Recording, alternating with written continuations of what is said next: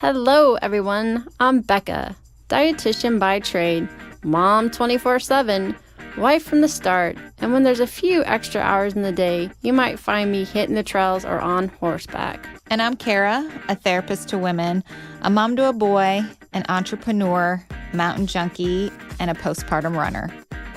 And this is Fit for a Queen, a podcast that's devoted to the female athlete wanting to balance the teeter-totter of all the things we desire out of life as women: performance, health, intellect, and taking time for self, even if we only get 1 minute out of the day. We're so excited to be bringing you the queens in the athletic world who have done just that. Okay, ladies, take a seat at your thrones, grab your crowns, and welcome to Fit for a Queen. Well, good morning. We have Dr. John Sullivan, so we're excited. This is our second male to be on the podcast. What's ironic is the other one was John O'Sullivan. Yeah. So Dr. You're staying within the clan. Exactly. He's a clinical sports psychologist and sports scientist. He has over 20 years clinical and scholarly experience, including his work with the New England Patriots. Boo. We're in Chiefs land right now. In the NFL for 16 years, coordinating sports science and clinical care. He currently holds appointments within the English Premier League, the NCAA, and elite military and law enforcement in the U.S.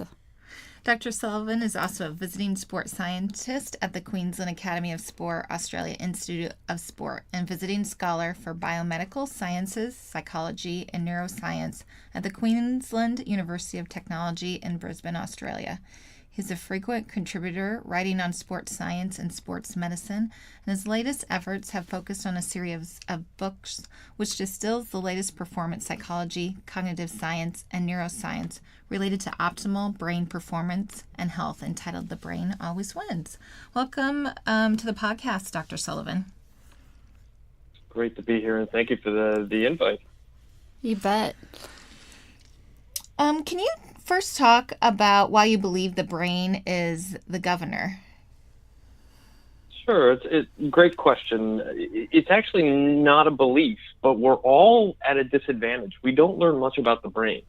Even when we go back to early philosophy in Greek and Roman times, they had an understanding, and actually before that, Egyptian medical doctors understood that the brain was central. And I'll give an example about more modern applied neuroscience and how we know this. So we have a nerve that runs through the center of our body called the vagus nerve.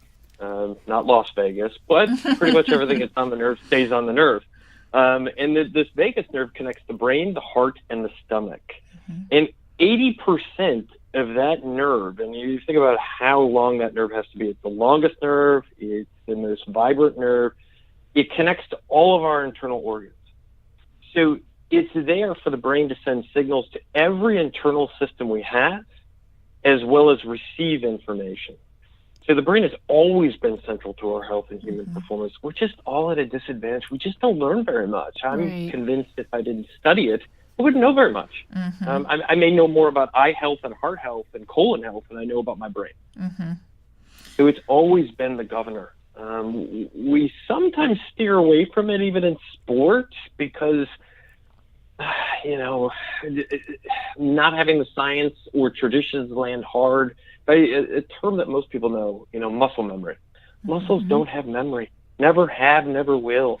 That is a part of the brain, the somatosensory cortex. It's a band that goes, or a circuit that goes ear to ear, and it controls how we move and how we utilize our muscles. Mm-hmm. And so we've even kind of used language that steers us away, but the brain's always been the governor. I've heard before of just speaking about mental health in the brain. Like, the brain isn't the cool organ to learn about in medical school, or it's not the cool organ. Would you agree with that? I think no. Thank you for that. That's great. I like having an audience like, no. I think you're right, because we have filtered language. Like, mental health's not even accurate. Mm-hmm. I'm a psychologist. Mm-hmm. Because we don't even know what human consciousness is, which would be the term mental. We know that it is another adaptive way in which we survive, And it grew over the evolution of the brain. Most people, they think of the brain, they think of that outside wrinkly part, right? But actually the lower areas of the brain are far more important. And we've gotten overconsumed of trying to understand mental. It's actually brain health. It's not mental health. And so it would be a much cooler organ if we paid attention to how it works as a system. But instead, we want to tweeze it apart and pull it apart, and we want to kind of use ways in which describing it that aren't accurate. And we've had ways of looking deeper into the brain since the 70s and 80s. But our language hasn't changed. And I think we both can agree that the best story wins. And so if you don't tell a good story, which everyone can understand, then no one's going to get it. It's a narrative. We live by narratives. And we haven't told a good story, and science has failed in that, and psychology and neuroscience has failed in that. But yeah, it's not cool because we don't tell a good story about it. Otherwise, it's cool. Well, we're kind of nerds. I mean, I'm a bit think biased. it's cool. I'll admit my bias. Oh, I love the neuroscience stuff. Especially because that's what I find sometimes too. But I believe I'm biased, so I have to be open. Well, and see, I found you from, I think it was either Twitter, and like I kept following your tweets and loved how you connected like the brain and how our body reacts, how we react emotionally. And so that's what prompted me to buy your book. And then I was telling Kara, I was like, oh, you've got to read this. Like, he speaks our language. So that's why we wanted to get you on the podcast. Well, thank you. Thank you for purchasing the book. Some of our proceeds go towards veterans groups that, and one of the lasting wounds of war is brain health. We're not wired to be in war or be in a military theater, active military theater. And so we want to give to those, and that who go through that, but also that, that much of what we learn about the brain is due to their sacrifice or due to the damage that is done. And so I thank you for that. And we do, it sounds like, speak a similar language. And I always find Twitter an interesting platform. I don't know if it's good necessarily, but I try my best to make it good.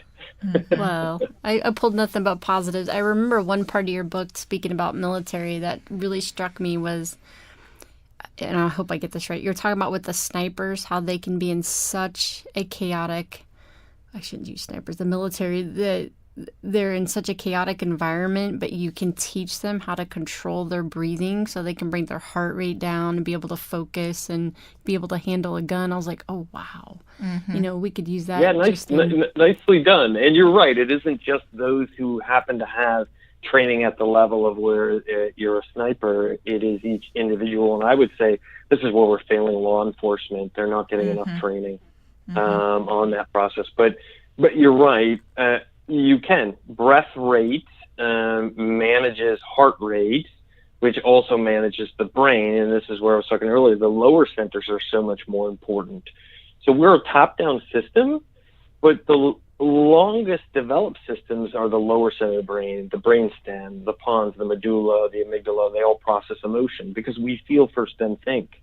So if you can regulate heart rate and respiration rate, you regulate emotions, and they run the show, which then allows you to be able to see and do.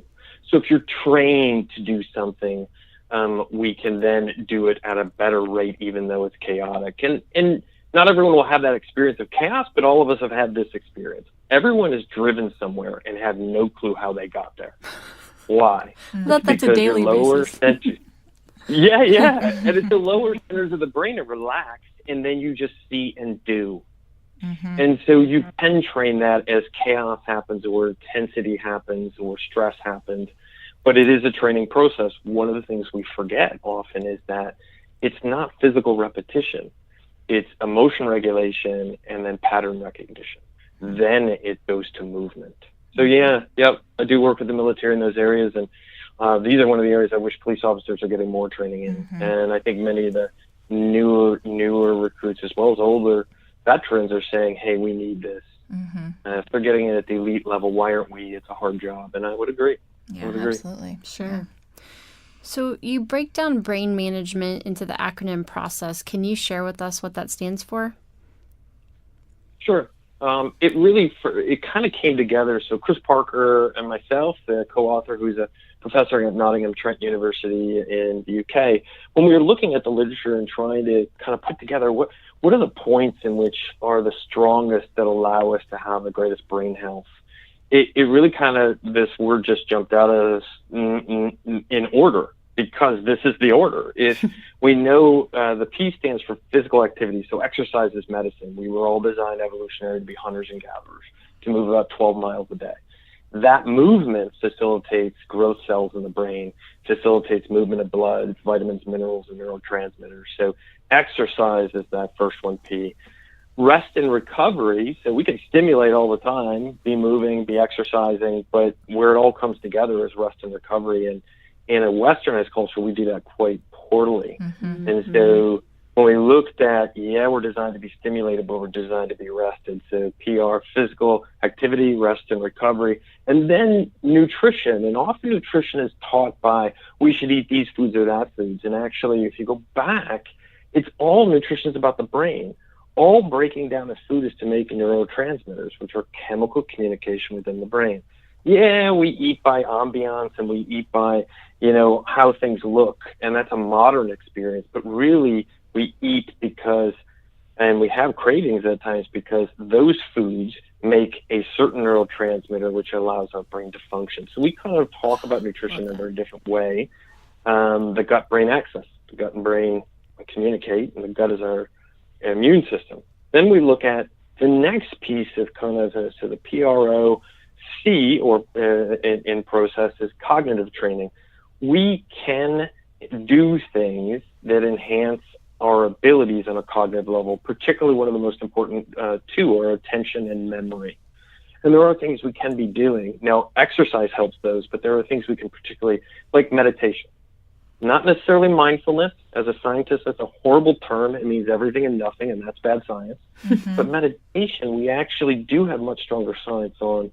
And with 21st century science, we can see what centuries ago, why has it been passed down? And so we see that it helps with attention and memory. And in an attention economy, which we're all in, everything's grabbing for our attention, ways in which we slow down and recruit neural circuits to heal and to grow is really important. Then the next piece was emotional management, which I talked a little bit about with your wonderful questions, is that emotions run the show. We're wired to feel first, then think.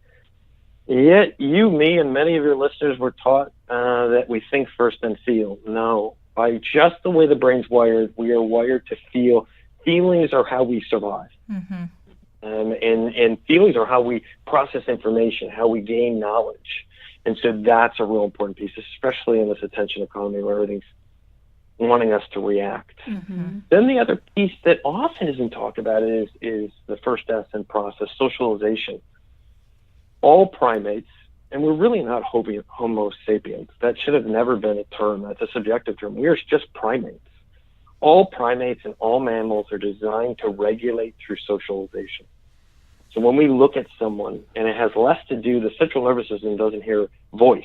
It actually sees eyes, facial reactions. And so those connection points are really helpful for us regulating emotion, regaining energy, preserving energy. A nice example is how many people have had to hug someone they didn't want to. Yeah, there you go. Not very regulatory. Every holiday. But yet everyone. Are you a non-hugger? Not every day. Hopefully. But when we do hug someone that we want to, how much that gives us energy back, but also regulates us. All mammals are wired that way. Mm. And then the last piece is, we've learned this for eons from Darwin, 1859, that no process is cookie cutter, one size fits all. It's actually very individual. So we didn't want to write a book that wasn't honest truth with the science. That putting together a process means there are variations that are different for all of us. A mistake we make in education, an assembly line, everyone learns the same way. No, not accurate.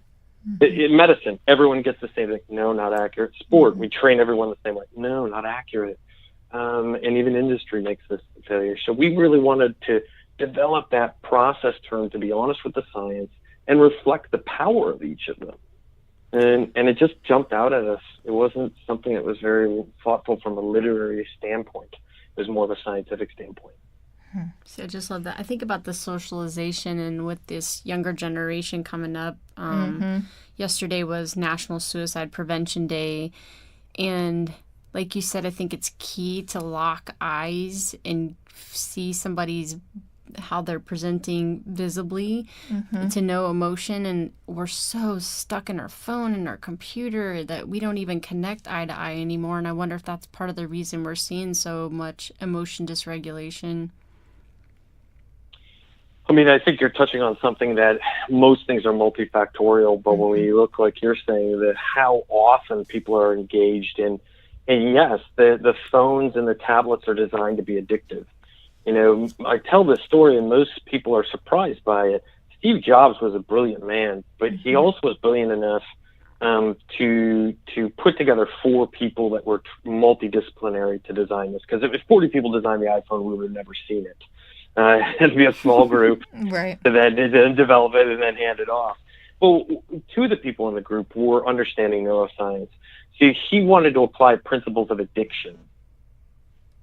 So we would get addicted, and that's why they manipulate the light. And so the light really triggers areas of the brain that have to do with dopamine, with seeking and engagement, and as you change the light. In fact, an iPhone and Google phones or, Android phones are designed to have a light at 12 noon. That's why when people play with them late at night, when we're should be feeling drowsy to go to sleep, they wake up. So it's a disruptive of sleep. But going back to your premise, I mean, if they're designed to be addictive, what they're taking away are these social connections, but even more so milestones of learning how to socially connect, how to socially engage, how to socially regulate, and then emotionally regulate. So absolutely. And so in the realms I'm in, I'm really educating about that. These are tools, and there's nothing wrong with tools, and I'm not against technology. I use a lot of it in my work, but we haven't gotten to a point where we're using them well. And there is going to be long-term knock-on effects of this lack of social engagement. And we do see it from a clinical standpoint. More research has to come out about, as you pull away those social connections, do we see increases in anxiety and depression? The early research would say yes. Because anxiety is just a warning sign. Something's not right. We're not designed to be isolated. And then the long term, we can't deal with anxiety long term. So the other channel that gets turned on is some low grade depression or which is just inflammation. Depression, we know, is inflammation in channels. So you're absolutely right. There seems to be this movement towards it's dysregulating us. Yeah. That's really interesting. And that kind of goes to our next question of how can listeners build this management of this process acronym into sort of their everyday lives? Yeah, there's a number of different ways. And let's go to one of them that you guys have as your philosophy, the Phit philosophy. I think one of the things is because we're an attentional economy and people generally feel pressed to be constantly on, which we're not wired for. And that's the downside of technology, is creating space, time for oneself. Now, you could fill that time with things that'll dysregulate you, but I would encourage people time to oneself, because it's so easy. Playing video games on your phone or your tablet is not time to oneself, because again, we're just hitting those dopamine receptors. Time to oneself has to be what we would consider time that refuels us, but it'd be reading, out of actually a paper book, because that's, or a Kindle that doesn't have blue light. Could it be just sitting, you spend time in the morning sitting on your porch just listening to nature as you enjoy a cup of coffee or tea? Yes, that's regulating. Could it be spending time and making sure you have social time where you go with friends to do things? And it has to do with conversing and connection. So there are a lot of things we can do, but time to oneself and carving that out is probably a first step. Then looking at the quality is probably the second step. But I find if we don't do that, then it's much easier to be overtrained, because in our environment, whether you're talking about sport, whether you're talking about industry, education, medicine, is about work. We're not designed for that. That's linear stress. We have to have points of recovery. So I like that idea when you talk about Phit philosophy, time for oneself. Lost concept. Yeah, So I'll just go, and then I would go, let's go with one of the biggest things is exercise is medicine, but it depends upon timing and dosing. So I'll give an example where we all kind of have made a mistake, or we know people have made a mistake. January 1. Everyone signs up for a gym. Jeez. They bury themselves in workouts for the first 2 weeks, and they're sore for the next week, and then they get a signal from the brain, I'm not going back. Of course, you overload. That's a good signal from your brain. Don't go back. Nobody go back. Yeah, no, that's your brain doing the right thing. You overloaded. I think the important piece is if you're going to go to a gym, is to sign up and to work with a professional who can guide you to make sure the timing and dosing is low. More is not better in exercise.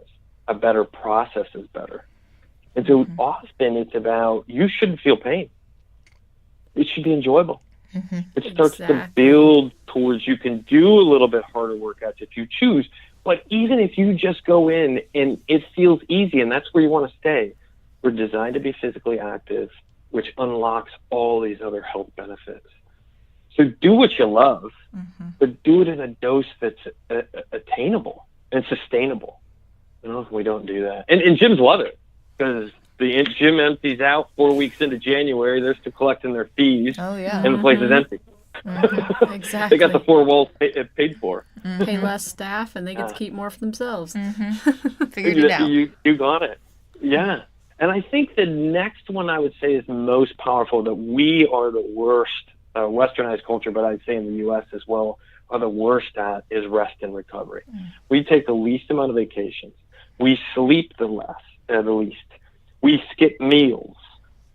We end up, because we skip meals, it changes our gut-brain axis where we crave foods that don't sustain the central nervous system and then have knock-on effects of disrupting the bacteria in our gut, which are supposed to produce neurotransmission and neurotransmitters for communication. So it's getting better at rest and recovery. And if I was to focus on one, I'd focus on the most important, sleep. It's our number one performance enhancer. To give everyone at home kind of a sense of this, and I was just speaking to a tactical group in the military, and it's amazing. It's 1/3 of our life, 33% of our life we spent sleeping, but most people know very little. And again, it all goes back to the brain. We sleep because, well, there are theories about this. We don't fully know, but one of the theories we're really well educated on now is the brain has its way at sleep of cleaning itself. So it cleans itself so then every other system can. And if every one of us gets under the healthy range of 7 to 10 hours, that's the range, it's the equivalent the next day of getting up and going to do whatever you do with the equivalent of a blood alcohol level of 0.04. That means you went to work drinking 1 to 2 beers. Wow. Without the enjoyment of drinking the beer. Yeah, exactly. Well said. you just get the lag of it, the feeling like you're just off. Yeah. And so it's such an important piece, but as Americans, we're really poor at it, and we're some of the worst. And so getting better at sleep, and then also using napping. Think about what we learned in kindergarten was so right. You should be napping. Companies pay people to nap now. Why? Helps with health, creativity, innovation, lack of turnovers, enjoyment on the job. For God forgive, we forbid we actually experience joy on the job. Right. And if a nap is going to do it, do it. Oh, right. A nap will do it for sure. We have his order. You know that? I'm going to put that in my schedule during the day. Honestly, I've worked with people where the company would look at you like you've lost all bit of sense. But if you can actually get away and maybe I've had people take naps in their car. They'll eat for the first half hour if they get an hour lunch, and then they'll go nap in their car. So they're out of the way and purview, and that's been okay. And I think it's finding ways. But when companies like Google and Verizon, I was with the New England Patriots for almost 17 years. We have an app room. It took me a while to get there, but once I could show the coaches that it benefited them, their performers, and the athletes, we saw the knock-on effect of health, performance, enjoyment, engagement, and we also moved to educate the families. But what Dad was doing at work, and this might be helpful, and of course the moms at home really enjoy that because the kids got to go, I get to be like Dad, he's a pro athlete. So we get to help everybody. So these things are really important, but we've kind of forgot them. Yeah. If you look at industry and an 8-hour job, there's no research that shows an 8-hour day is the optimal place, optimal time limit to do excellent work. I agree we with you. We actually know that. Yeah, there wasn't any research. You know, like who figured this out? Who talked all of us into working an 8-hour day? Who is this person? Yeah, we all got forced into that one, didn't we? The trickery. It's about efficiency. Right. So these companies have really looked at innovation. Hey, if we can get them to nap and they get more efficient or get more innovative, why not? Right. Yeah.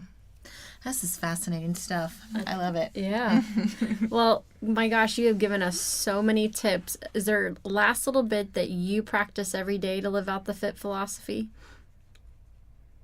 Yeah, I would go with, I love your Phit philosophy. The idea that we're all performers, and I think that's missed.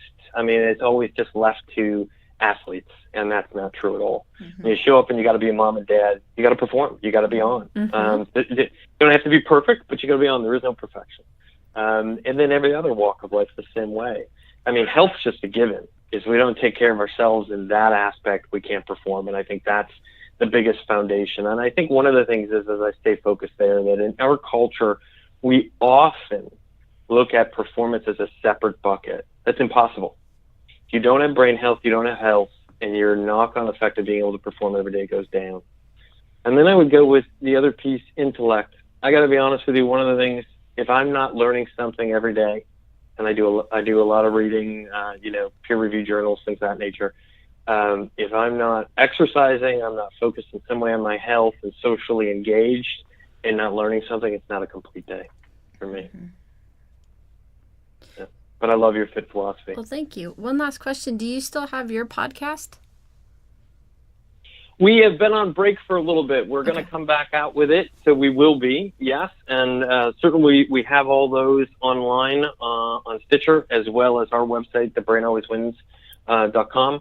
We're actually going to be coming out with also more of a video series in which we're having very much like the book. I think all the best ideas come out of conversation, and really taking that tone with it, because if we don't converse about this stuff, I don't think we have the opportunity then to make change, because we don't make stories with it, as we talked about. So we will be doing that as well. Yeah, and thank you for supporting it. I really appreciate that, and want to support what you guys are doing, because what you're putting out is great information as well. Well, thanks. We'll be sure to put that in the show notes so they can follow that as well. And thank you so much for your time today. Oh, much appreciated. It was great to converse with you guys and have the opportunity to connect. Well, have a great rest of your day. You do the same. Bye, Queens. Thank you to our sponsor today, Sentimano Counseling. Sentimano Counseling is the premier perinatal mental health practice in Kansas City, treating mood disorders during pregnancy and postpartum, perinatal loss, infertility, eating, and exercise disorders. Go to sentimano.com for further information about the practice and services. For additional information on today's topic and guests, follow us on Facebook, Twitter, and Instagram at Fit for a Queen. And Hashtag Fit for a Queen. Don't forget to rate us on iTunes. We can't wait for you to join us next time on Fit for a Queen. Bye, Queens.